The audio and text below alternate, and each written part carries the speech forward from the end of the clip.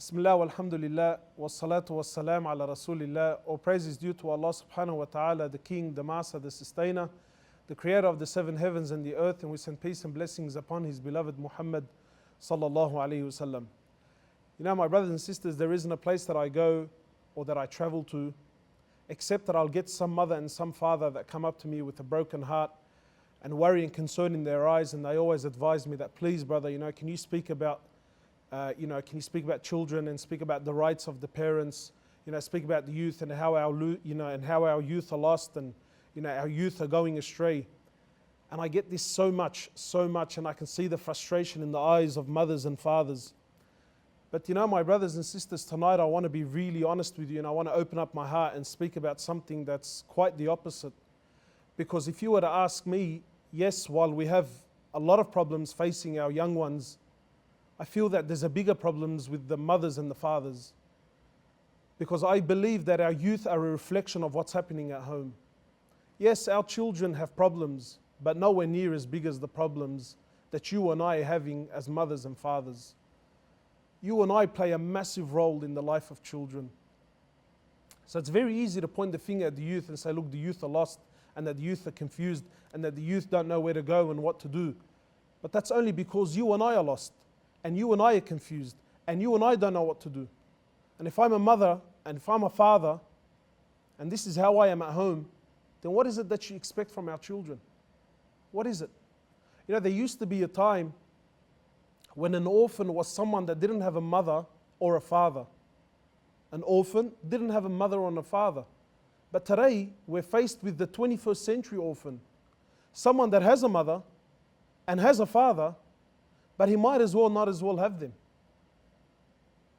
If I can count to you the amount of people that I come across, young boys and girls that have mothers and have fathers, but they're just not involved in their lives.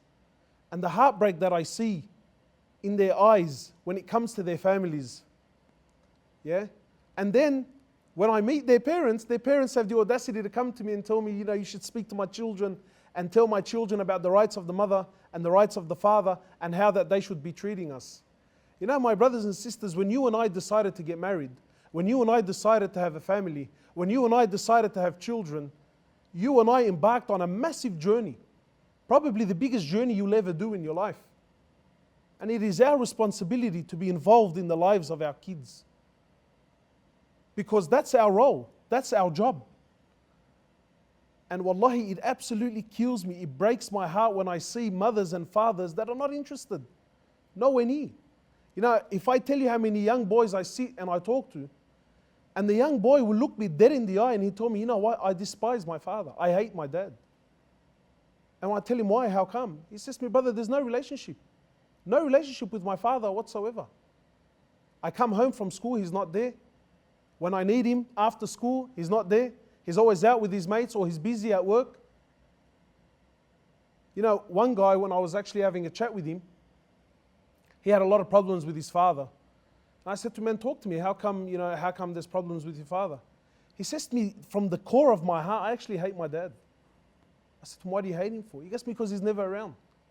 My father has never once in my life had a conversation with me, ever. In fact, the only time I ever hear my father speaking to me is when I've done something wrong. When I've done something wrong, that's the only time I hear his voice. And when he does speak to me, it's put downs. You're a loser, you're not going to be anything in your life, you're this, that and the other. So he says to me, I get out of my way to prove to him that I am what he claims I am. He says, I will do anything, I'm prepared to do anything just to get him going, just to get him revved up, just to get him angry. This is the condition. Why? Why? People are always complaining, our kids, our kids, our kids. My brothers and sisters, we need to be involved with our children. Wallahi, it's very easy to point the fingers and say, look at 1, 2, 3, 4. But if we're not prepared to point the fingers at ourselves and blame ourselves, where are you as a mother? Where are you as a father?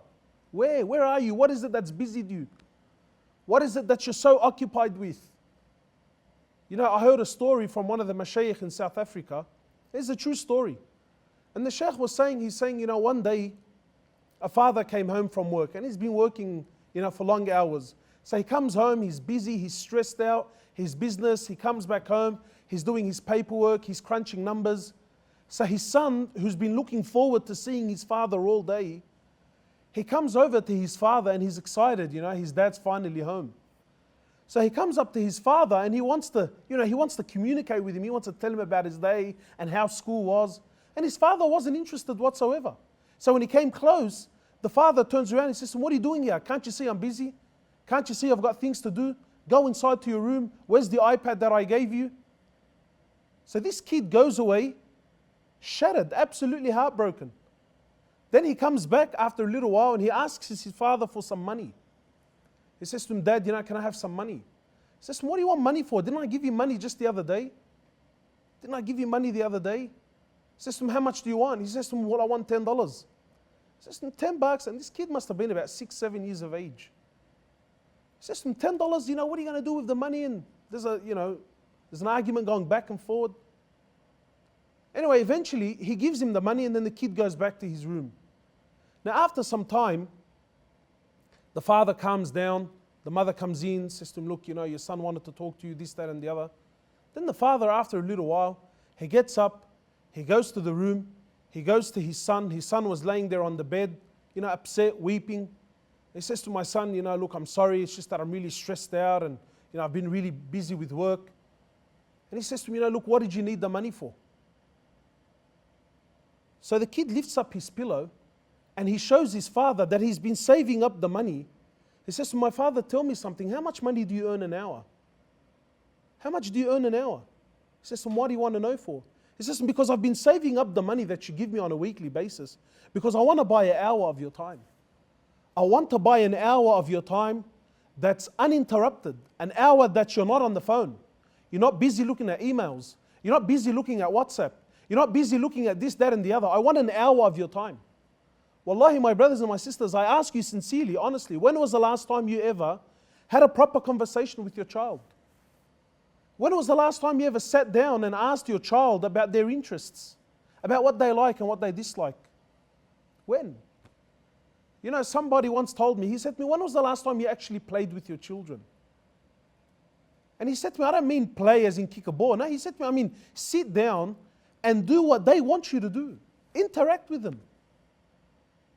Truth is, never. Never. A kid grows up worshipping his parents. If a kid, wallahi, if you gave your child 24 hours of the day, he won't say no. But what happens is we're busy, and we never ever have time. And even when we're there, and I'm speaking about myself, these are the mistakes that even I make. My wife points them out to me all the time. She says to me, "Mohamed, get off your phone. Get off your phone. Your kid is talking to you. Your kid is trying to ask you a question. Your kid is trying to engage you." And guess where I am? I'm busy. I'm busy. So even when I'm at home, I'm actually not there. I'm busy on my phone. What do you think this does to a child? Wallahi, you could be the greatest parent on earth. You can be the greatest parent on earth, ticking all the boxes. Parenting is the greatest job you'll ever do. Imagine when there's shortcomings. Imagine when you and I are not there. And what's worse than that, wallahi, I've seen many of us, and let's be real. Please, my brothers and sisters, we have to start being real with each other. Many of us, we live under one roof. But guess what? We're living very, very separate lives, man. The husband is in one world, the wife is in another, and the children are just in another world altogether. And then we wonder why children are disobedient. There's no unity at home. There's no harmony at home. You want peace? You want happiness? It takes hard work. You have to strive. You have to work for it. The Prophet of Allah, he says, "The best of you are those who are best to their families, and I'm the best to my family." The Prophet of Allah, the one who was truly the busiest man on earth. Wallahi, I find it interesting. You and I, we open up a little business that probably occupies 10, 15 hours of your day. And that's enough. That will be enough, right, to justify my bad relationship with the masjid, bad relationship with my prayer, with my Quran, with my wife, with my families, with my children, because of a little business. Imagine the Prophet of Allah. Imagine the man who was truly the busiest man on earth. The man that had to run the affairs of the whole ummah. The man that was, The one that sallallahu alayhi wasallam, this is the man that was, receiving revelation, dealing with the people, giving da'wah, right? Walking along the streets, sorting out the problems left, right, and center. This person's getting married. This person's getting divorced. Conflict over here, conflict over there. This was a man 24 hours around the clock. And yet he still had time for his wives. He still had time for the kids. He still had time for every single aspect. And that's our life. And I know some of you now are listening thinking, man, that sounds like a lot of work. Yeah, well, hello. It's called parenthood. Wallahi, my brothers, we all want our children to be the best. Trust me, your child will be exactly as you are.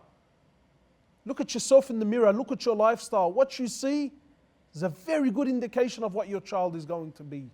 So ask yourself, where are your priorities, man? Wallahi, where are our priorities? Our children, more than ever, especially in the Western world, they need us so much. They need our attention, they need our affection, they need our love, they need our understanding. They need us so much. And where are we? Where are we? I'm busy. Busy with what? Wallahi, busy with what? The greatest investment you will ever have. Your children, your family, your wife. Yeah, I give my hard work, I give the cream of my hours, I give the cream of my time and my money to anything and everything other than that which is truly, really important for me. Wallahi, my brothers, we need to wake up. We need to wake up and we need to recalibrate our compass, because the direction that we're heading in, not only are we losing ourselves, not only are we losing our children, but we're destroying the ummah at large. Our kids need us. Wallahi, our children need us so much. 21st century orphan. 21st century orphan. Someone that has a mother and has a father, but they're not there, man. They're not there. Another kid that I spoke to once, and this kid came from a beautiful home. Father works very hard, built them a beautiful home, had a brand new car. Everything that you and I are striving for to provide for our children. Everything. And yet the relationship between this young boy and his father, wow, it was like two enemies at home, And then when I asked him, I said to him, why the hatred? Why the hatred? Your father works so hard, he's provided you with everything. Why? He said to me, brother, I don't want the house. What good is the house? What good is the car? What good is the money and the brand new shoes? He said to me, brother, I don't want this. He said to me, I want a father. That's what I want. I want a father. I want someone that I can talk to. I want someone that I can hang out with.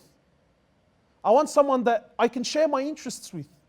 I want someone that's eager to come home and talk to me just as I am eager to come home and talk to him. But he's never there. He's always busy. He's always busy, and then he tells me, well, I'm doing all this for you. And I'm telling him that I don't want the house. So stop working the overtime because I'm not interested. I actually want you. I want your time. I want your time. I need you. I need your effort. I need you to be involved in my life now. Where are we? What is it that's busying us? What is it? Wallahi, I know of fathers. Fathers here in the area, man, let's be real. Let's stop beating around the bush. I know brothers, he's 35, 40. He's got 3, 4 kids. And he's hanging out with his mates, and it's not haram. So don't shoot me now. Oh my God, he's saying it's haram to have fun and to hang out. No. But he hangs out with his mates every single night, bro. Every single night. I see brothers, and again, it's not haram. I'm not saying this is haram, But I see brothers hanging out at cafes and restaurants, and I don't mean like a one-off. We all do it, Everyone goes to dinner, and that's fine. But I see brothers hanging out at cafes every single day, and they're married. And I think, brother, you don't have a life? You don't have children to go attend to? You don't have a wife? You don't? You don't have anything better to do? What are we doing, bro? Hanging out with the boys. Fathers, wallahi, fathers that are 35, 40 years old. He's got children at home. Children at home. And he's hanging out with the boys, smoking pot, playing cards, playing PlayStation. Allah kabrak a'al, playing PlayStation. And again, like if it was a one-off, I'm catching up with friends. Fine, bro, we all need it, we're all human beings. But every night religiously, until 2, 3 o'clock in the morning. And then the brother's got the nerve to come tell me, brother, we need to work on the children. We need to work on our youth. Our youth are lost. Are they really? What do you expect? Wallahi, our children are a reflection of us. They're a mirror image. We send our kids to amazing private Islamic schools. And that's fine. We send them there, and I'm sure you got great intentions, and we invest big money and big effort, and it's the best school in the country, and Islamic schools, because I want the school to teach my child deen. You're kidding yourself. The deen that your child will learn is the deen that you're living. And I've seen it how many times. Parents who throw their children in Quran memorization schools. Yeah? And the kid memorizes the Quran, but guess what? No Quran in his life whatsoever. You know why? Because your child, sometimes we underestimate just how witty and how smart our children are. Your child's not a fool. He sees what you throw me in Quran school while you're indulging in work and in dunya and in lifestyle and in this, that and the other, right? And really most of us, and I know I'm generalizing, most of us, we throw our kids in Quran school, not because deep down I love the Quran and I want the Quran, because you yourself would be joining him. No. I throw my kids in these, memorization schools, generally, right? So that I can boast in front of my friends that, yeah, look, I may not be the most religious guy, but hey, look at my son, mashallah. Big round of applause for my son. He's a hafid. Ooh, mashallah. My son's a hafid. But then you, how much Quran do you know? How much Quran have you memorized? What, you think your kid doesn't see this? Do you? Do you think your kid doesn't see this? What is it? Our young girls, our daughters. You know how much our daughters, wallahi, I speak to brothers, alhamdulillah, my daughter has a good relationship with her mum. I say, yeah, that's good. But what about with you, brother? Does she have a good relationship with you? And most brothers, they give me this stare, like a deer in headlights, But what about you? What about your relationship with your daughter? When was the last time you showed your daughter affection? When was the last time you showed her love? When? When was the last time you actually sat down and had a decent conversation with her? When was the last time you sat down and you reassured your daughter? When? When was it? The wife. Habibi, how much can your wife possibly handle? How much? Wallahi, Wallahi, it's so sad. Wallahi, it's so sad. We're messed up, man. We're messed up. Wallahi, our priorities are all over the place, man. And then when things go south, we start pointing the fingers at anyone and everyone, blaming anyone and everyone except who? Except me, bro. Except me. Except me. My kids. This is my life. This is my true investment. These are the ones who, but you will only get out that which you put in. 21st century orphan. 21st century orphan. Widows. The 21st century widow. You know who the 21st century widow is? Yeah, she's married. Yeah, she has a man who's supposed to be her husband. Yeah, but she might as well, he might as well be dead. Wallahi, actually, some women would actually be better off if their husbands were actually dead. Tied down. The 21st century widow. Why? We're so busy, bro. We're so busy. We're occupied, consumed with all the wrong things. My family. That's the family, bro. The family is the core. The family is the core of the civilization. It's the core of the community. Your family. How are things at home? Is there love? Is there mahabbah? Is there unity? Is there understanding? I'm busy. In fact, many of us, we come home and we can't wait to run away. I can't wait to get out of there.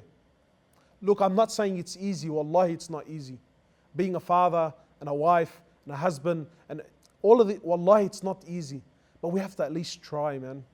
We have to at least try. Wallahi, if we really care, bro. If we really care. I get people who come up to me and tell me, my husband doesn't show my children affection. Sometimes, I'll be out with my kids and I'll hug my child and I'll kiss my child and people look at me strange, And wallahi, subhanAllah, there's actually a hadith of the Prophet of Allah, sallallahu alayhi wasallam, when he was kissing his grandson. He was kissing his grandson, Al-Hasan al-Hussein, he was kissing one of them. So an Arab came to him, and he says to my Prophet of Allah, you kiss your children? He says, yes, of course I do. He says, by Allah, I have 10 kids. I have 10 kids. I've never kissed any of them once. What did the Prophet of Allah say to him? He says to him, what can I do? What can I do? What can I say if Allah has snatched mercy from your heart? Allah, it's amazing, Amazing. Your wife, the one that's most deserving of your affection and your love and your jokes and your comments. I see brothers, because I'm a tradie, right? So I'm a tradesperson. So I see brothers, out there in work, when a customer calls him and it's a female, Allahu Akbar, the adab and the akhlaq and the smiles. Hi Joanne, how you doing? Great, lovely to hear. Yeah, that's fine. Yeah, don't worry about it. Amazing. I think, wow, this guy, man, his wife must be in cloud 9. Yeah. And then as soon as he gets up, as soon as he gets off the phone and then his wife calls, you see the change of look on his face. You see the ghadab. You see the misery in his eyes. Yeah, what do you want? Yeah, what do you want? The aggression, It's no longer speaking, it's almost like barking, Roof. Whoa. What happened? It's the wife. So Joanne, right? Joanne gets your, mashallah, she gets your love and your hikmah and your wisdom and your... But the one that's more deserving of it, what does she get? What does she get? She gets nothing, Nothing. And then we worry. And then we complain and we argue. Priorities, my brothers, wallahi. Priorities, my brothers and my sisters. Stop blaming the youth. Stop complaining about the children. Because wallahi, if we better ourselves, if we start fixing ourselves, if we start getting involved, if we start paying attention and listening and helping one another, and you'll see a great change in our children. We ask Allah subhanahu wa ta'ala to bless our kids and to bless us. Subhanakallahumma wa bihamdik. Ashhadu an la ilaha illa anta astaghfiruka wa atubu ilayk.